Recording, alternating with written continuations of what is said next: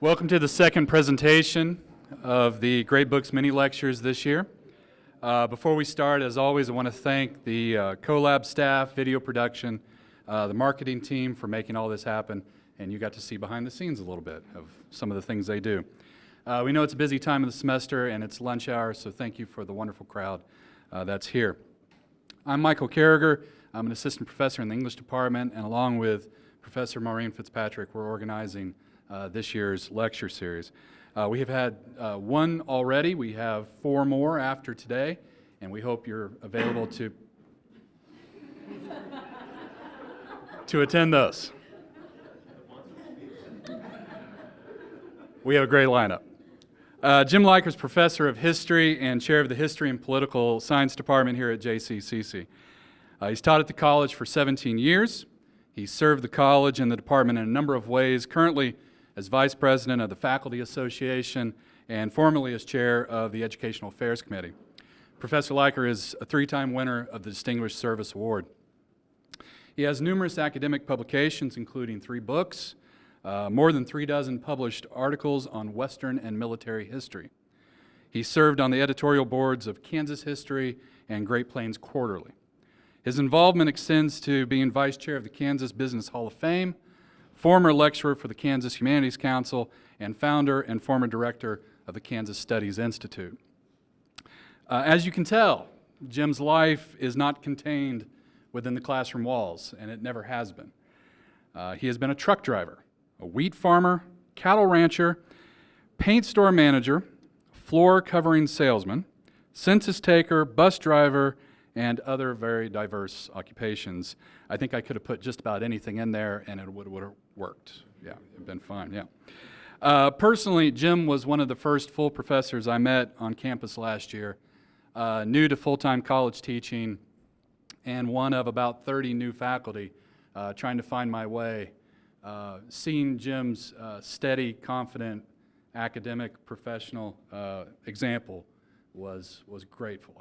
I appreciate it, and if I haven't said so, thank you, Jim. I asked Jim why he chose Frankenstein, and he told me that first, his parents, in their own supportive way, always suspected that he had the brain of a great genius. He said they were right. I kept it in a shed behind the house. Gives you a taste of what we're in for. Friends, Jim Leiker.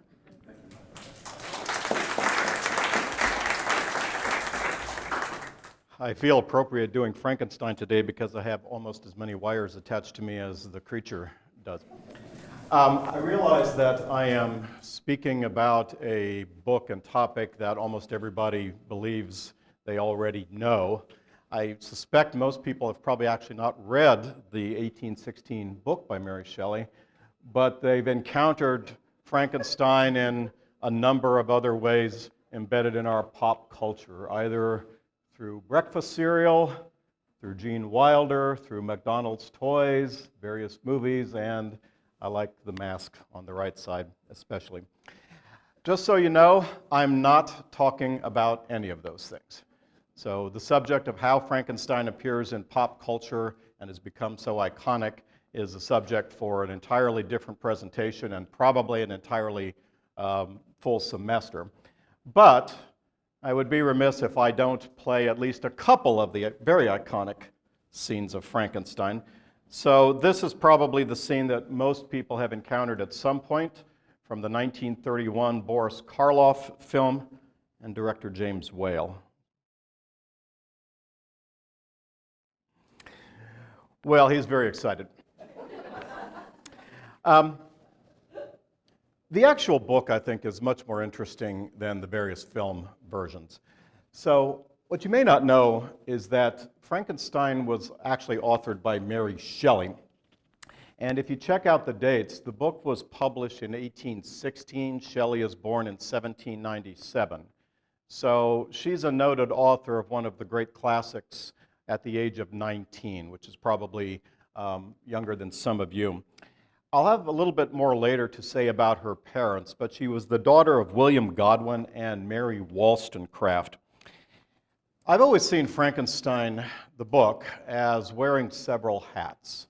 So it's part of the Gothic genre, named after the ancient Goths that were one of the tribes that sacked Rome. And the word Gothic implies something that terrifies us, something foreboding, dark, and mysterious. There are those who claim that it is an innovative new form of horror. It's not entirely new. I mean, in the Middle Ages, there were ghost stories, supernatural yarns that made their way through various European hamlets, stories about werewolves, vampires, ghosts, creatures that get their powers somehow from the supernatural. But what makes the monster in Frankenstein so unique and different is that he is none of those things. He is entirely a creation of man. And that is also why some claim it as the first true work of science fiction. And if you're a sci-fi fan, then Frankenstein is something you probably want to understand. I've also seen Frankenstein as a dystopia, perhaps the first truly successful one. That is, during the Enlightenment of the 18th century, which I'll be talking about today, there were utopias written, predicting that in the future, through science and reason and logic, people were going to be able to create a perfect world, a better world, where we live long, healthy, happy lives. And we're going to do this through science and technology. And what Shelley is suggesting to us, I think, with this story, is the opposite. Frankenstein is a dystopia. It's a look at a future that should repel us. And I think rightfully it does. So, being a historian, I naturally believe that context is important. When something is written and when a person lives is significant.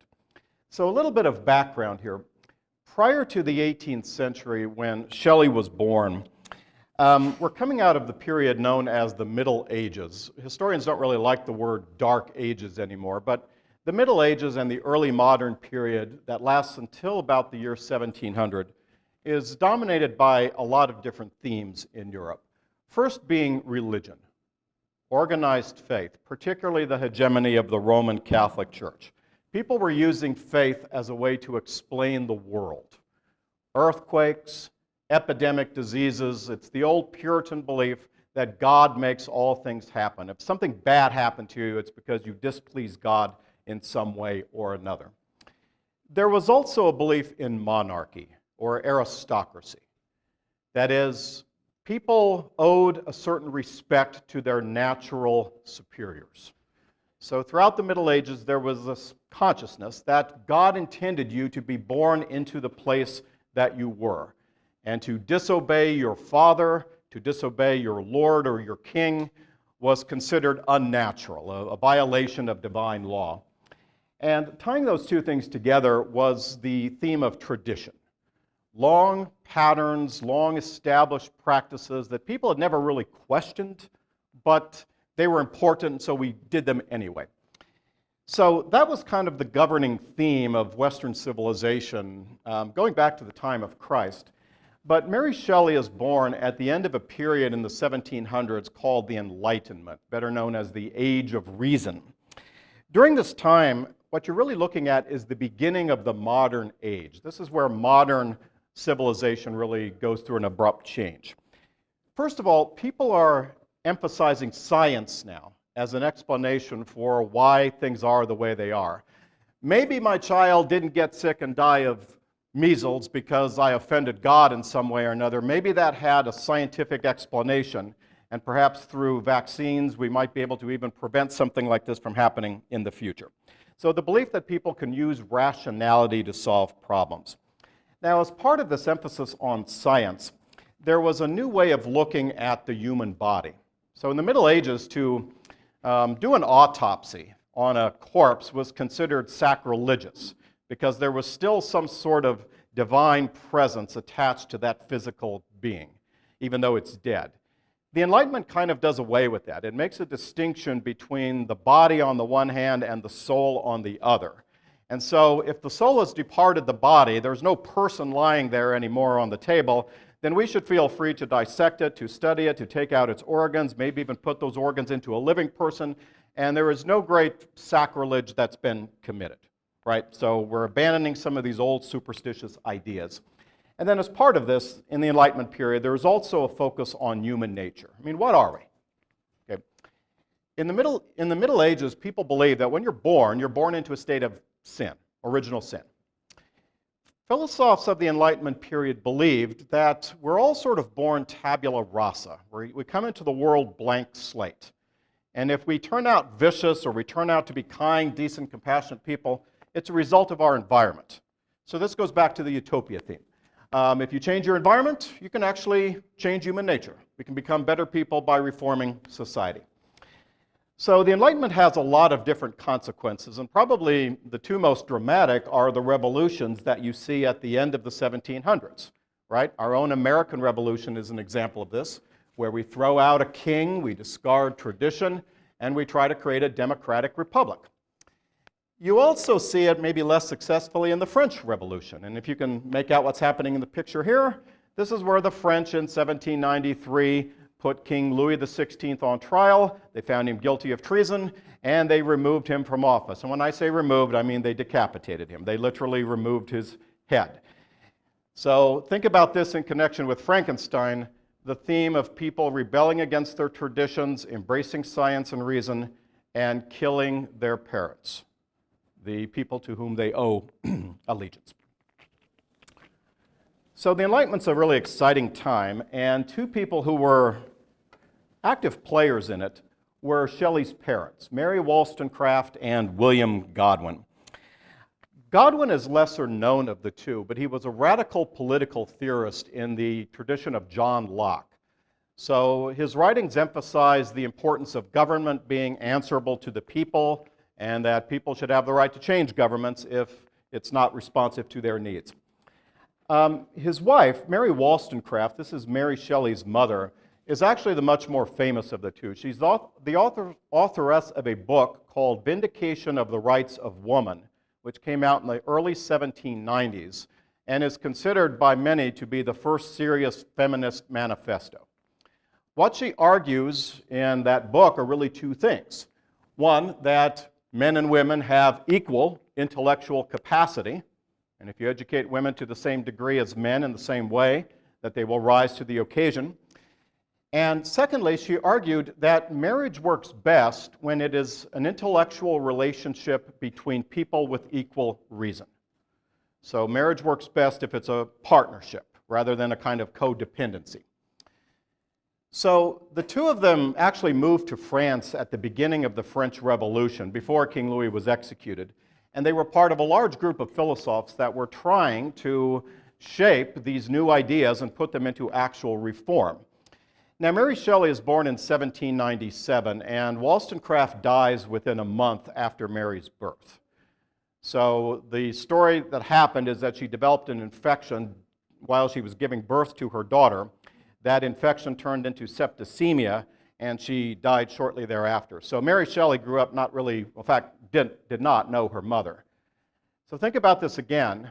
The theme of a child killing its parent is something that Mary Shelley would have certainly grown up with. Not only did she literally end her mother's life without, of course, intending to, but as we're going to see, the argument that she makes in Frankenstein, she's also killing her parents' ideas. Frankenstein, in large part, is an assault on the values of reason and logic and the excesses of those things when it comes to the Enlightenment.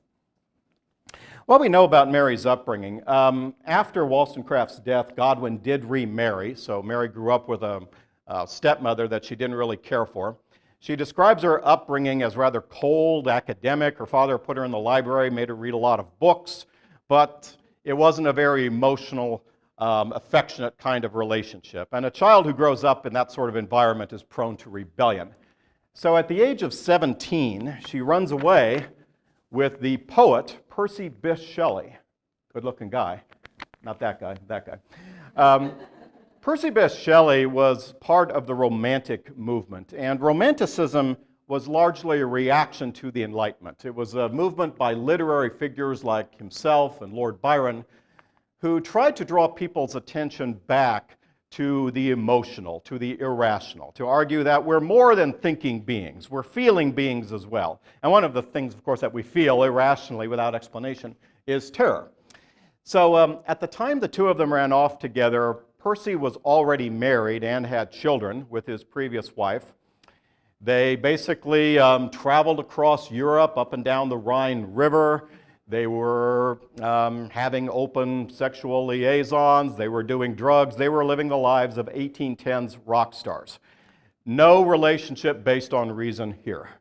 Okay, nothing remotely smacking of what Wollstonecraft was advocating. This is pure passion. So as the story goes, several romantic poets, including Shelley and Mary, spent a few weeks in Geneva, Switzerland, at the base of the Alps. So they were there to party, to do opium, to kind of enjoy Lake Geneva. And the weather was just downright miserable. And so they entertained themselves within the chateau for several days by telling ghost stories. And particularly, there was a contest between all of these famous writers as to who can tell the most terrifying tale. So among all of these people, Mary is the lightweight. She has no publication record, no skills to speak of. But when she relates her story that becomes the book Frankenstein, everybody there agrees that she won the contest hands down. So Percy, who later becomes her husband, Lord Byron, encouraged her to fill out the novel and publish it. By the way, there are stories about how Mary may have gotten the idea for Frankenstein from the real Castle Frankenstein that's located south of Frankfurt. And supposedly their experiments were done to try to resurrect the dead. So the actual backstory here in some ways is much more interesting than the novel itself. Oh, by the way, let me go back for a second. If you go to Geneva today, they are fully aware of the significance of what happened there, and so they have a statue of the creature there to welcome people to Lake Geneva. Now, there have been various discussions about what the creature looked like.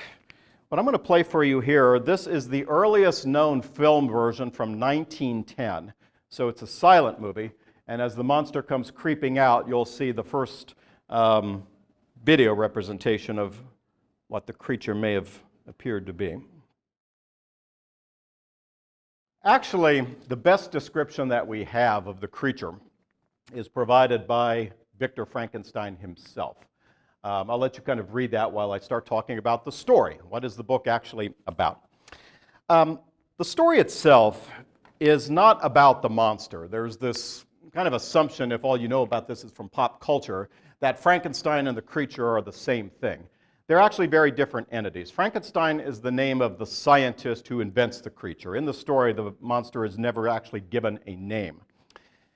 Victor is a scientist who lives in the late 1700s. Mary does not identify the date, but he considers himself a benefactor to humanity.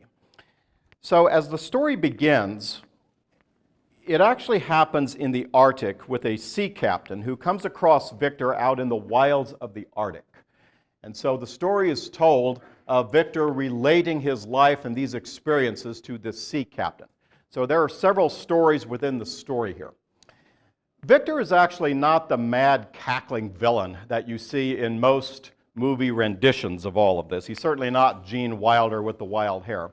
Victor Frankenstein is actually somebody who is trying to create an ideal man, to try to put all of the values of the Enlightenment into practice.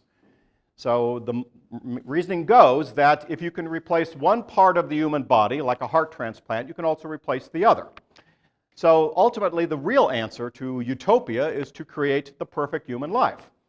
What he tries to do is to create a being who is rational, immune to disease, powerful, and can probably live forever unless something accidental happens to end its life.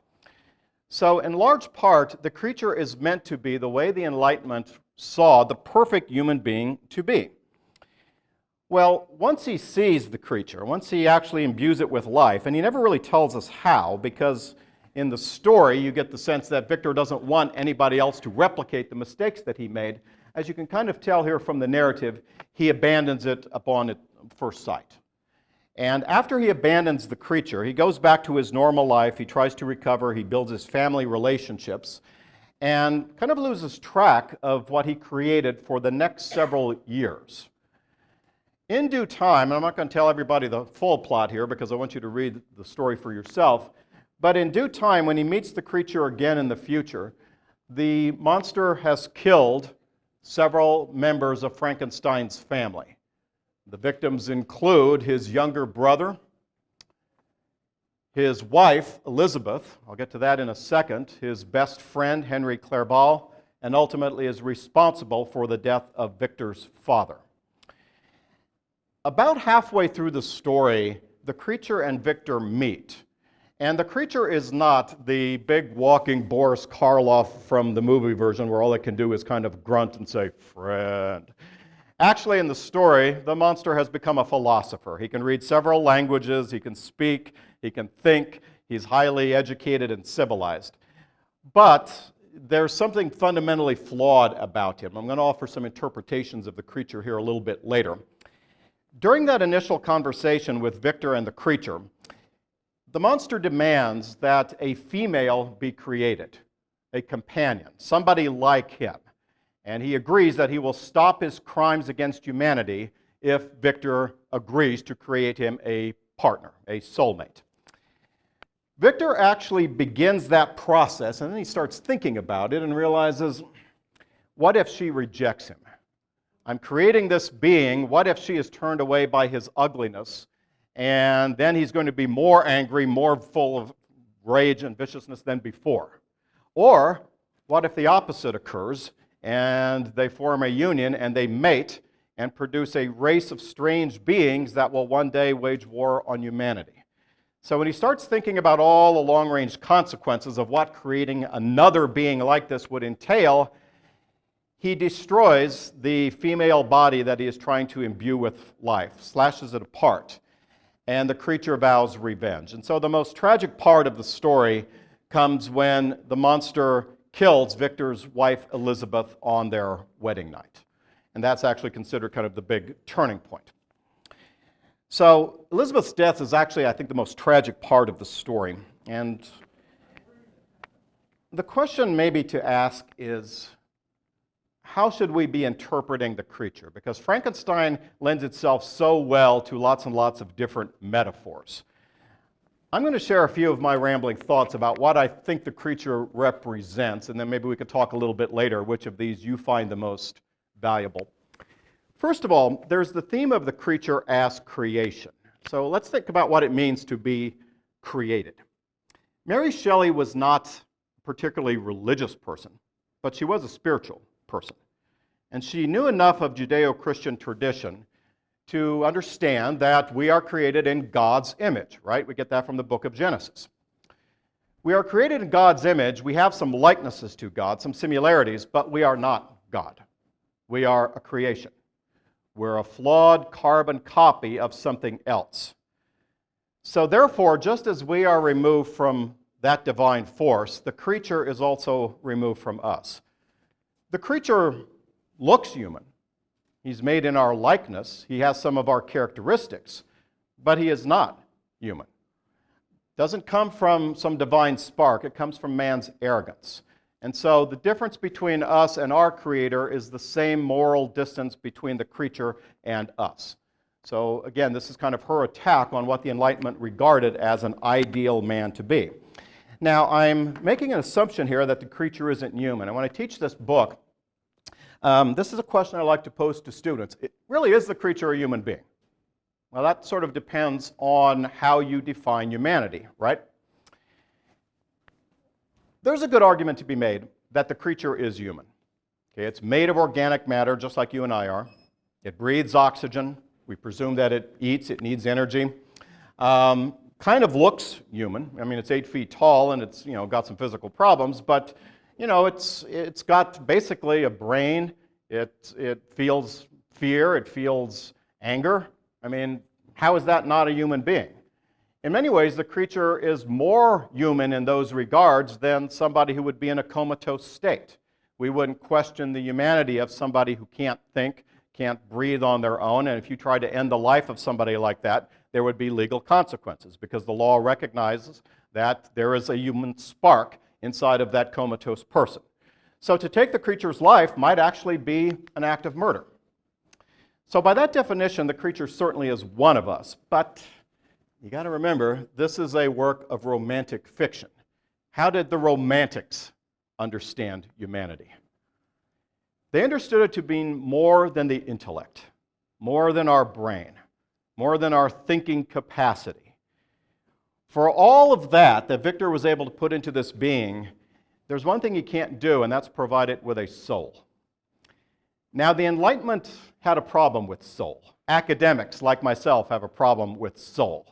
We can't measure it, we can't quantify it, we can't really articulate what it is, you can't scientifically prove it, you can't assign a mathematical formula to it, but all we've got to do is go down to 18th and Vine on a Saturday night and we know that soul exists.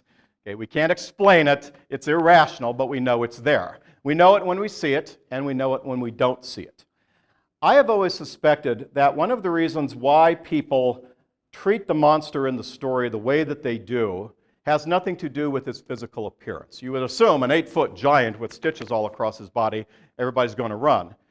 But you have to remember that this is happening in 1816 in the aftermath of the Napoleonic Wars. And so there are people stumbling around all over Europe with parts of their faces blown away, limbs that have been removed. So the sight of somebody who's gone through physical agony is maybe not as unusual as you might suppose. I would suspect that the reason people reject the monster is because there's a visceral reaction that they know he is not like us. There's something that they can't really explain, but they're repelled by him. He didn't come from a womb. He came from something else, from a lab. And so that's not to say the creature doesn't have rights, but is it human? Probably not, according to the romantic point of view. I rather like this particular question. Is the creature a work of art, or is it a work of science? And most people would probably say science, of course, because Victor uses electricity to create it. Actually, in the story, there's no mention of how Victor actually brings the thing to life. So, I guess the real question here is, what's the difference between art and science? Somebody tell me. Audience participation. What's the difference between art and science? Steve. I'd say science is predicated on critical thinking, testable hypotheses. And if we all follow the same rules in that hypothesis, we will arrive at the same truth, will we not? In theory, yeah. Science goes for objective truth. Art does not. Artists don't pretend to any kind of objective truth outside of themselves. The artist doesn't put a painting on the wall and say, that's the most beautiful painting in the world, and then tries to prove it. All the artist can do is say, that's an expression of me, that's an expression of my values, right? So Victor is using science to create the thing, and we would say, okay, he's created a life, but think about this as a work of art. Did he create a life, the life, or did he create his life? Because remember, Victor chooses what this thing looks like. He admits it as much right here. I chose his form. His limbs were in proportion. I selected his features as beautiful. So in a certain way, that creature is what Victor finds to be the perfect man. That is what a beautiful life looks like. We don't think about this much because in the modern age of science, we assume that there is this objective, quantifiable truth, and if we all follow rational, critical thinking, we're going to arrive at it. That projector, it's gray, it's utilitarian, it's ugly, it's a work of science. We don't even think about it. We can create a million things just like it. And yet somebody somewhere decided to make it look like that. Everything you see in the world is the product of a human subjective mind. And human subjective minds are flawed.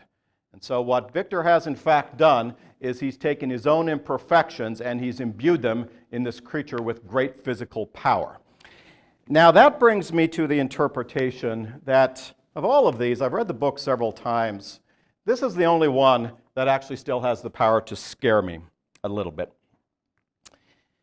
The monster and Frankenstein are the same person. I had to read the story several times, and then I came across a review that made me think about this, and I thought, no, that can't be. So I went back and read it again. The times when the creature is committing his crimes and killing his victims, where is Victor, do you suppose? He often says, well, I went into a dreamlike trance, or he's taking a nap. So when the creature is up and moving and doing his devilish business, Victor is at rest.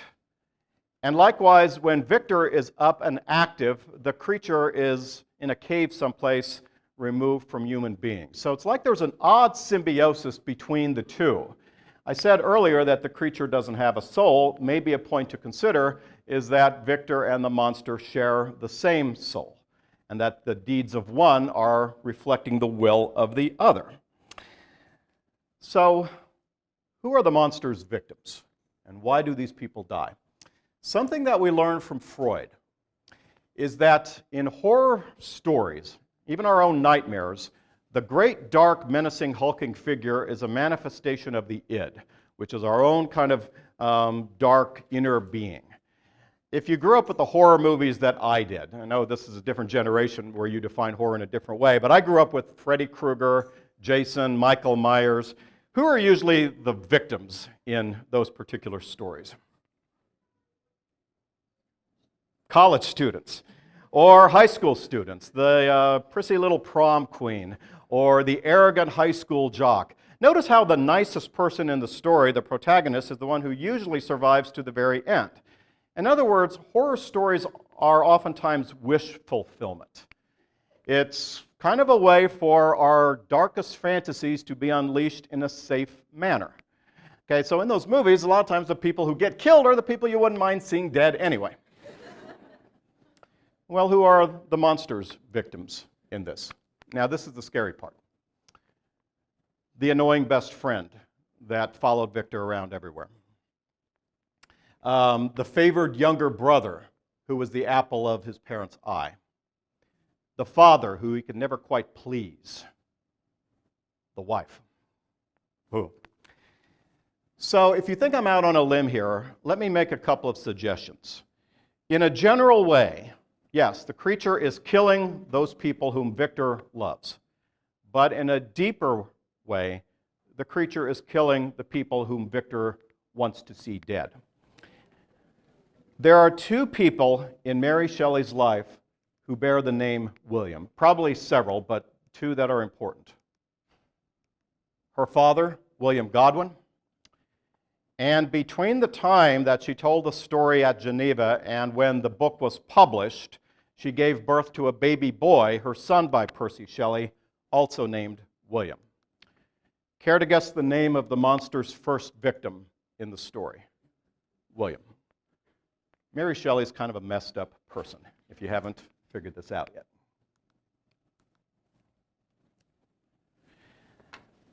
Something I rather like about Frankenstein is how it anticipates postmodernism. That is, something we get from the literature of the later 19th century is the theme of duality, that we are all secretly two people. You see this in the writings of Friedrich Nietzsche, the philosopher, that all of us crave order and stability, yet at the same time there's this part of us that craves chaos and frenzy and destruction, and that those warring things are inside all of us all the time. So who knows where these kind of random thoughts come from of, killing your family, and a good, decent, moral person lets those thoughts just go right back outside the other part of your brain. Victor is no different in that regard, except in one important way. He actually takes those inner demons and he puts them into physical form. And so when he unleashes the creature, he has actually unleashed his own psychoses onto the world, and it comes back to wreak destruction on his private life. And you're going to see that theme of duality again in probably the more famous horror story, Dr. Jekyll and Mr. Hyde, by Robert Louis Stevenson in the 1880s. Okay. So, how does the book end? What happens with Victor and his creature? After Elizabeth's murder, Victor tracks the creature to the North Arctic, where he runs into the sea captain. Worn out by fatigue, exhaustion, probably frostbite, Victor dies before he can basically end the creature's life. At that point, the creature sort of gives his narrative to the sea captain, and he expresses remorse, he expresses guilt over what he has done, and he declares his intent to end his own life by reaching the pole, creating a funeral pile, and then burning himself to death. So we see the creature basically departing at the very last paragraph of the story, declaring that he's going to basically end his own existence. But here's the neat part. You never actually see the creature do this. And it leaves open the possibility that it didn't happen. So could the creature still be alive 200-some years later? There is that possibility. Frankenstein leaves you to think that the creature can live that long. I'll throw this out as an interpretation as I start to wrap up, that the creature is actually a metaphor for us, for modern secular humanity. The Middle Ages was no picnic, but it did provide people a kind of divine purpose. You knew why you were here. You knew what your life was going to be at the end of it, and there would be some sort of supernatural redemption. But in modern secular times, really, what are we? We're kind of like the creature, aren't we? Highly intelligent, possessed of rationality and reason. We have all of these great scientific, technological accomplishments. And yet, has any of that really made us any happier? Have we improved the world any? Have we progressed? Or are we kind of marching through the world angry at ourselves, angry at our neighbors, kind of like that poor guy? And that brings me to the last interpretation, or actually the second to last that I'll throw out, the creature as warning. The trope of Frankenstein has been used in all kinds of ways to warn us away from the excesses of technology. Look at all of the things that we've accomplished in the last 200 plus years since the book was written. Genetically modified foods, human-created climate change, nuclear power, gene therapy, various medicines that can delay aging. So Frankenstein is, I think, a warning to all of us about what happens when you detach morality from scientific progress. Are we actually making the world a better place, or are we rather like Victor, where we're simply putting our own monsters, our own psychoses out there into the world so that they can come back to destroy the things that we love? So a lot to chew on. But maybe you prefer this interpretation. Maybe it's just a good, scary story. I will take questions at this point.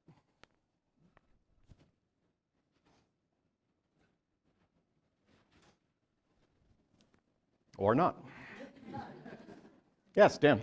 Have you ever read Kurt Vonnegut's essay on Frankenstein? No.